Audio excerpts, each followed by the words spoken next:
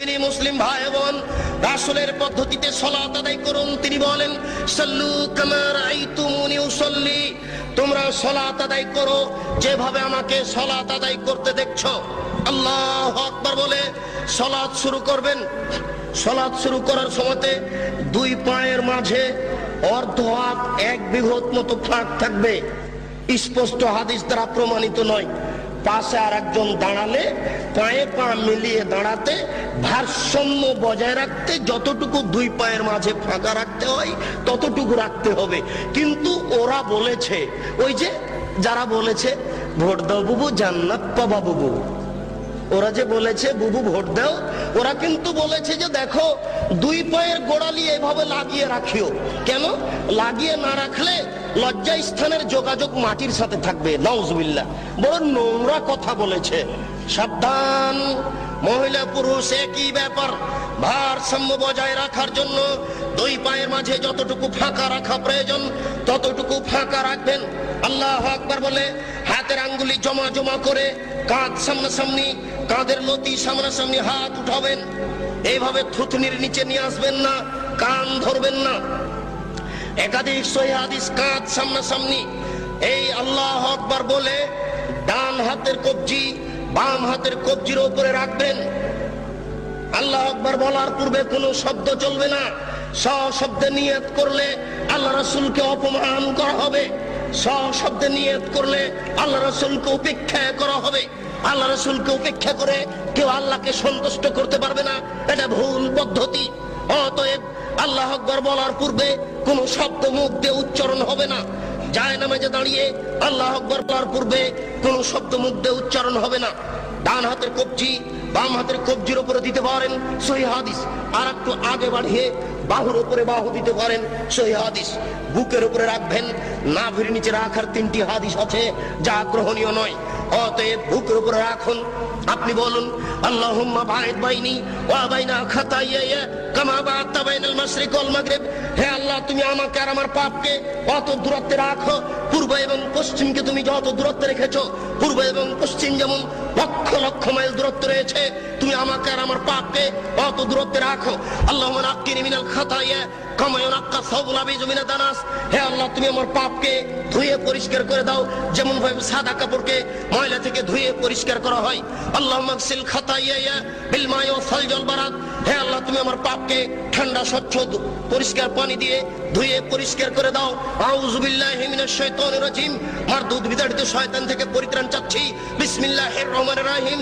পরম দাতা দয়ালুর নামে আরম্ভ করছি। আলহামদুলিল্লাহি রাব্বিল আলামিন। বিশ্বজগতের প্রতিপালকের প্রশংসা।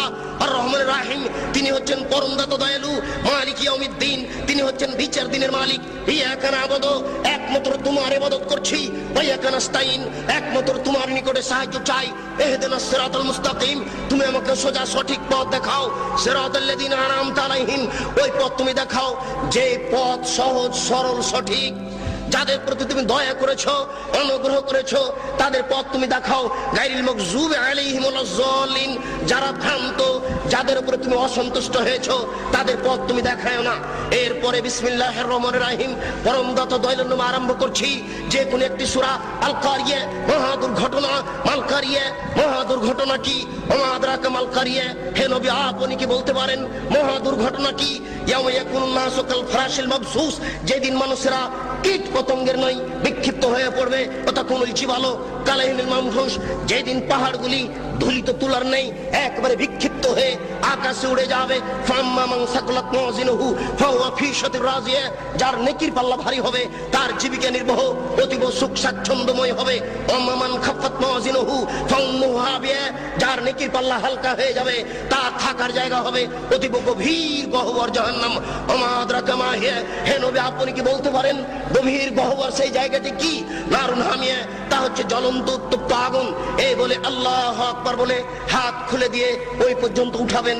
হাতের আঙ্গুল জমা জমা থাকবে, আঙ্গুলের মাথা আকাশমুখী থাকবে, আঙ্গুলের তালু পশ্চিমমুখী থাকবে। এই বলে আপনি রুকুতে চলে যাবেন।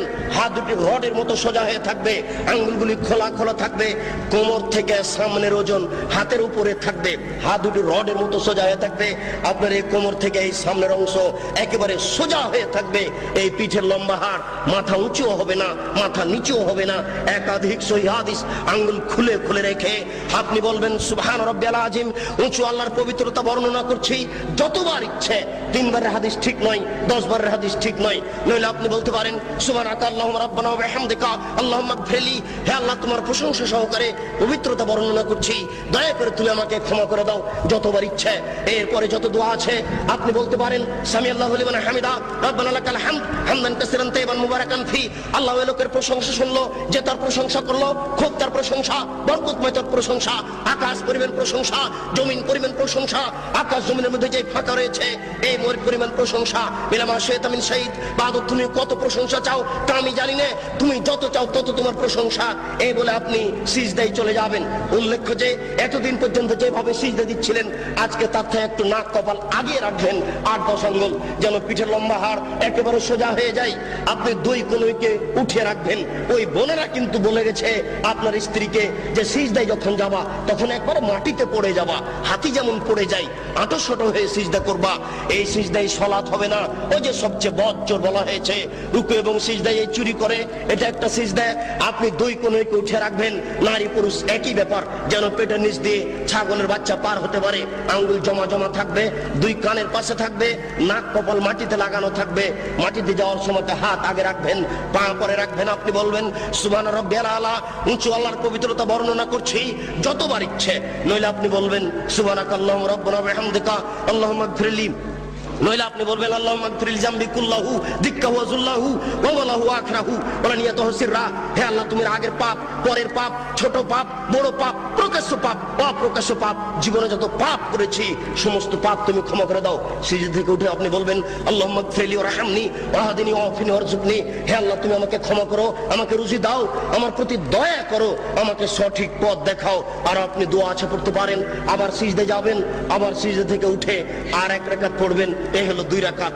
যদি আপনার আত্মাহিয়াতুর বৈঠক হয় তাহলে বাম হাতের আঙ্গুলগুলি জমা জমা হয়ে হাঁটুর উপরে থাকবে, আর ডান হাত ওইরকমই থাকবে। তবে ডান হাতের অবস্থা হচ্ছে এই 2টি আঙ্গুল জমা করে নেবেন, 3টি আঙ্গুলের নখের উপরে বৃদ্ধাঙ্গুলের পেট রেখে এইভাবে গোলাকার করে ধীর গতিতে আঙ্গুল নড়াতে থাকবেন। একবার আঙ্গুল উঠাতে হবে, এর প্রমাণে পৃথিবীতে কোনো ভুয়া হাদিসও নেই। কিভাবে চলে আসলো তা জবাব দিতে পারবো না, জবাব আপনাদের দিতে হবে। ঠিক ওই দোয়ার মতো একবার আঙ্গুল উঠাতে হবে, এর প্রমাণে দুনিয়াতে কোনো জালজয়ী ভুয়া হাদিস নেই। অবিরাম ধীর গতিতে আঙ্গুল নড়াতে হবে। সালামের বৈঠক হয় যদি, তাহলে বাম পাকে ডান দিক দিয়ে বের করে দিবেন, নিতম্ব মাটির উপরে রেখে দিবেন, এটাই শরীয়ত। এরপরে আপনি বলবেন আত্তাহিয়াতু লিল্লাহি ওয়াস সালাওয়াতু ওয়াত তাইয়্যিবাতু, সমস্ত ইবাদত আল্লাহর জন্য। আসসালামু আলাইকা আইয়ুহান নবিয়্যু, হে নবী আপনার উপরে শান্তি অবতীর্ণ হোক। আসসালামু আলাইনা ওয়া আলা ইবাদিল্লাহিস সালিহিন, শান্তি আমাদের প্রতি হোক, ভালো বড় মানুষের প্রতি হোক।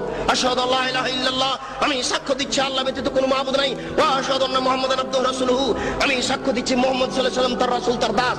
আল্লাহুম্মা সাল্লি আলা মুহাম্মাদি ওয়া আলা আলি মুহাম্মাদ কামা সাল্লাইতা আলা ইব্রাহিম ওয়া আলা আলি ইব্রাহিম ইন্নাকা হামিদুম মাজিদ। হে আল্লাহ, তুমি মুহাম্মদ সাল্লাল্লাহু আলাইহি ওয়াসাল্লাম ও তার বংশধরের প্রতি শান্তি অবতীর্ণ করো, যেমন ভাবে ইব্রাহিম আলাইহিস সালাম ও তার বংশধরের প্রতি শান্তি অবতীর্ণ করেছো। তুমি প্রশংসনীয়, তুমি জ্ঞানী। আল্লাহুম্মা বারিক আলা মুহাম্মাদি ওয়া আলা আলি মুহাম্মাদ কামা বারাকতা আলা ইব্রাহিম ওয়া আলা আলি ইব্রাহিম ইন্নাকা হামিদুম মাজিদ। হে আল্লাহ, তুমি মুহাম্মদ সাল্লাল্লাহু আলাইহি ওয়াসাল্লাম ও তার বংশধরের প্রতি বরকত নাজিল করো, যেমন ভাবে ইব্রাহিম আলাইহিস সালাম ও তার বংশধরের প্রতি বরকত নাজিল করেছো। তুমি প্রশংসনীয়, তুমি জ্ঞানী। আল্লাহুম্মা ইন্নী যালামতু নাফসি যুলমান কাসীরা, হে আল্লাহ, জীবনে খুব পাপ করেছি, ফাগফিরলি, দয়া করে আমাকে ক্ষমা করে দাও। মাগফিরাতাম মিন ইনদিক, ক্ষমা একমাত্র তোমার পক্ষ থেকে হয়ে থাকে। ওয়ারহামনি ইন্নাকা আনতাল গাফুর রাহিম, তুমি যে দয়াশীল, তুমি যে ক্ষমাশীল, তুমি দয়া না করলে, তুমি ক্ষমা না করলে আমাকে কে ক্ষমা করবে? আল্লাহ নাউযু বিকা মিন আযাবি জাহান্নাম, আমি তোমার নিকটে জাহান্নামের শাস্তি থেকে বাঁচতে চাচ্ছি। ওয়া নাউযু বিকা মিন আযাবিল কবর, তোমার নিকটে কবরের শাস্তি থেকে বাঁচতে চাচ্ছি। ওয়া নাউযু বিকা মিন ফিতনাতি মাসিহিদ দাজ্জাল, আমি দাজ্জালের ফিতনা থেকে তোমার নিকটে বাঁচতে চাচ্ছি। আল্লাহ নাউযু বিকা মিন মাসাবাল মাগরাম, কর্জ বড় পাপ থেকে তোমার নিকটে বাঁচতে চাচ্ছি। আসসালামু আলাইকুম রাহমাতুল্লাহ, আসসালামু আলাইকুম রাহমাতুল্লাহ। এই সংক্ষিপ্ত সালাত আপনি সালামের পূর্বে আরো কিছু বলতে পারেন।